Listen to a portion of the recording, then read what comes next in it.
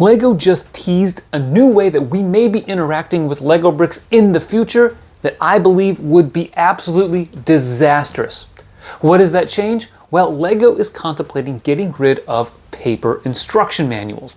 Now, we know this because they put a survey out on their Insiders Reward Center page that asks fans to respond to questions about getting rid of paper instructions. Now, before I could answer the questions and do the survey, LEGO pulled it off of the page for some reason, and we can only speculate as to why, but at least it's gone for now.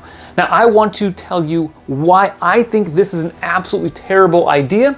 Curious to see if you agree, but before we do that, I do want to articulate some reasons why LEGO would gravitate toward a digital-based instruction manual and maybe even get rid of paper instructions altogether. All right, so editing Colin here, and before we get too far into this, I do want to let you know LEGO has released a statement regarding their survey. Here's what it says. We would like to reassure fans that we have no plans to stop using physical building instructions in our products. We conducted the survey to understand more about our adult fans' preferences regarding our products and building experience, something we do regularly across a range of topics. We would like to thank our LEGO Insiders members who took the time to respond to the survey. Your feedback is important to us and helps us make our LEGO experiences even better. So there you have the LEGO comment, the official word from LEGO, and let's be honest, that is basically a mea culpa. They are realizing pretty quickly that that was not the right move. The fact that they say that they don't have any plans just tells me that they were thinking about it, they don't want to admit it. So I know that kind of diffuses the situation, and you may want to stop watching the video here, but go ahead, continue to watch so that you can hear me talk about why I think LEGO is moving that direction and why I still think it is a terrible decision. The first reason I think is the most important one is the Planet Promise project. Now, this is LEGO's efforts to increase their sustainability, namely by reducing their reliance on olefinic plastics, as well as reducing overall consumption and use of resources. Now, I think this is the number one reason why they're contemplating this, because on the Bricklink Designer program, they state that they do not release paper instructions because of this project. Now, there could be something deeper below the surface, but that is a stated reason, and I believe that this is one reason they are testing this idea out. Now, it's also worth noting that LEGO has made changes to their instruction manuals over time to reduce the amount of material that goes into it. For instance, many sets only come with one instruction manual instead of multiples, which I think hurts the overall brand of building together because you could have different manuals and different people in the family working on a set at the same time. But they've also gone with primarily white instruction manuals with not as much in the background, which reduces ink and materials that they use for printing. The second reason is because for some fans, this is actually a good idea. Look, if you have a large LEGO collection, do you really want to be spending a lot of room in your house or apartment storing instructions? Or would you rather use that space to display LEGO sets and store LEGO pieces? So it's hard for a lot of fans, I think, to keep their instruction manuals in perpetuity, and it's nice to have a digital copy. So that's a good reason, I think, why LEGO would go toward a digital instruction manual repository. Another one is that it is just a cost-cutting measure. LEGO knows that they don't have paper instructions, they don't have to include them in the product, it's cheaper to produce, it's cheaper to transport, and that's good for the bottom line. And the cynic might say, yeah, they focus on environmental sustainability, but the reality is they just want to cut costs. And that might be partially true. It's kind of hard to tell for sure when but that definitely could be the case. And the fourth one is that LEGO does, I think, have an incentive to create a more interactive product. There are sets that have stories associated with them where it makes sense to have an online or digital instruction manual because you might have a story going along with it, or you might be picking and choosing what you want to build, and then that may dictate what comes next, and it's easier to do that digitally than on paper instruction manuals. For those of you that are fans of the Super Mario sets, you know that most of those come with digital instructions and not paper instructions. So there is some of this already being adopted, whether it's to the Bricklink Designer program or other themes. But of course, this is something that LEGO is trying to do completely by getting rid of paper instruction manuals. And so here's why I'm going to spend a little bit of time rebutting some of those points, mainly the first one, and tell you why I believe it's important to have paper instructions. I first want to unpack the sustainability aspect of this. Now, I do think sustainability is a little bit of a buzzword, meaning that people want to throw it out there, and they may not really be all that intentional about sustainability itself. And this is one of those cases where I'm skeptical about the sustainability efforts going on here when it comes to reducing the amount of product going out. For instance, I get the logic of less paper means less resources, less weight in a package, therefore multiplied over thousands upon thousands of Lego sets, reduced weight in shipping. But keep in mind that it's not that simple of a calculation, right? You have a whole infrastructure that you have to build to support a digital app, and all the video and all the energy that goes into that in terms of not just human energy, but also the finite resource of energy that we have at any given moment in time. Plus, people are going to be using devices to use these digital instructions, and so that in and of itself is going to take up resources. Now, it may not be a lot, but it is part of, or should be part of, the calculation when it comes to sustainability. One thing I know from studying public policy is that oftentimes interventions that we make have unintended consequences, or certainly aren't an efficient use of what we are doing, and I think that's also the case here. Think about this for just a moment. Lego is a product based on plastic bricks.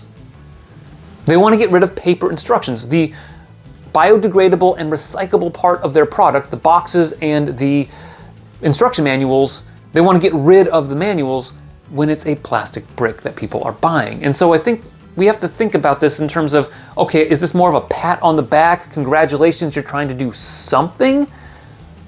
Or are you really attacking the root problem at hand? Now, we know that Lego is investing in reducing the amount of oil in their plastics, and they're looking for alternatives in terms of the polymers that go into the plastic and all that stuff that I don't fully understand because I'm not that kind of a scientist. But I'm not so sure this really makes a huge dent. And I think that's something that Lego's gonna have to grapple with. Like, are they doing this simply because it looks good and they feel good about themselves, or are they actually making their product more sustainable? In fact, when you think about the instruction manuals, as I mentioned earlier, they've taken some steps to improve their efficiency when it comes to the manuals. There are still additional steps that they could very easily make. They could put more on a page, have less empty space. They could put more pieces into an individual step. We all know that if you compare instruction manuals from 20 years ago, and much less 40 years ago, to today, there's much less in any sort of step today than there used to be, and that adds pages and pages and pages, and ink after ink after ink cartridge, right? So there are probably some steps that they could take. Don't hear me wrong. I'm not saying Lego shouldn't be trying to look at sustainability and improve things, but I think this may not be the best way or even the right way to do that. And that leads me into why I believe that we should not get rid of paper instructions for a couple of key reasons. The biggest one, of course, is that I like to, and I think many fans are like me in this, I like to unplug when I build a Lego set. I don't want to have to be tethered to a device. Look, I use screens all the time during the day when it's time to grade papers for classes, to do research, to read academic articles, to do a lot of different things. I'm on a screen. And sometimes Lego is the way that I'm going to unwind. It's the way I'm going to relax. And it's certainly a way that I like my kids relaxing, because they use Chromebooks at school. They come home, and while we don't let them use a lot of screen time, I don't want them thinking they have to use the screen in order to use their brain and hands to put together a Lego set. And so I want that option to be able to have a paper instruction manual so that we don't have to be beholden to a screen. That's an important part of my relationship with Lego, and I think that's very true for a lot of people. And I also think there's a lot of good research that backs up that you don't want kids in front of screens time in and time out. Now, another aspect of this is our dependence on technology. Look, I know that the Lego Builder app is a pretty cool app. I've looked at it in a variety of contexts, and I like what it does. However, it doesn't mean it's not going to glitch out. It doesn't mean that it's not going to have any problems depending on the device that you use. For instance, I don't have an iPad, and I can tell you that Lego instruction PDFs aren't great on a phone, even though the Builder app is okay. It's not great on a Chromebook. Certainly the PDFs are not good on a Chromebook, and I don't want to have to buy an iPad in order to build with Lego. I don't currently have an iPad. I'm maybe one of the few people out there, but I believe there are other people and families that don't have iPads. They have other devices, and I'd rather not have to buy the ideal device to build an expensive product. I want to relax and not worry about that. I don't want to worry about it glitching out, and I don't want to have to worry about it not being sustainable in terms of its own life cycle for the app. Also, instructions for premium sets deserve premium products. If I get Berador and I've spent $460 plus tax, I like all of the bells and whistles that go into it. And I like the instruction manual that has background on the set designers, details about the set, especially idea sets. Those are really cool, and I want to know more about the set designers because they're fans just like you and I. I also like when Lego puts little tidbits in the instruction manuals, and I'm gonna be honest, using my phone and the Lego Builder app, it has some of those in there. The text is really small, and you can tell I wear glasses. I'm pretty blind, but I'm pretty sure it's something I'm gonna skip over if it's really small, minute, and something that's not actively being flipped through. And so I want that experience, and I want that feel of a premium product when I spend a bunch of money on Lego. Now, that's not to say that I don't anticipate ever using digital instructions. I've used them in the past. I've downloaded PDFs. There are times when we've done some building challenges as a family that has required us to do that, and that's fine. I just want to make sure that I have the ability to use that paper instruction manual because I end up doing that much more than I use the digital instructions. Now, the last element to this that I want to bring up is there is a significant trade-off. The reality is there are fans that are loyal to Lego because of all that Lego has to offer. And for many fans, if you go against that conception of what Lego is for them, you will deteriorate that relationship. You may turn them off entirely, or you may have a significant setback where they go a long period of time without building or buying Lego. That's bad for the bottom line. There's a trade-off there. You can maybe increase your market share because people see you as being environmentally friendly, whether you are or aren't, but you also are going to turn off a lot of fans. Now, this reminds me of back in 2004 when Lego changed colors from old light gray to light bluish gray, old dark gray to new light or dark bluish gray, and from brown to reddish brown. And this was not handled well by Lego. They didn't talk about it in advance. They just opened up a set and you had new colors.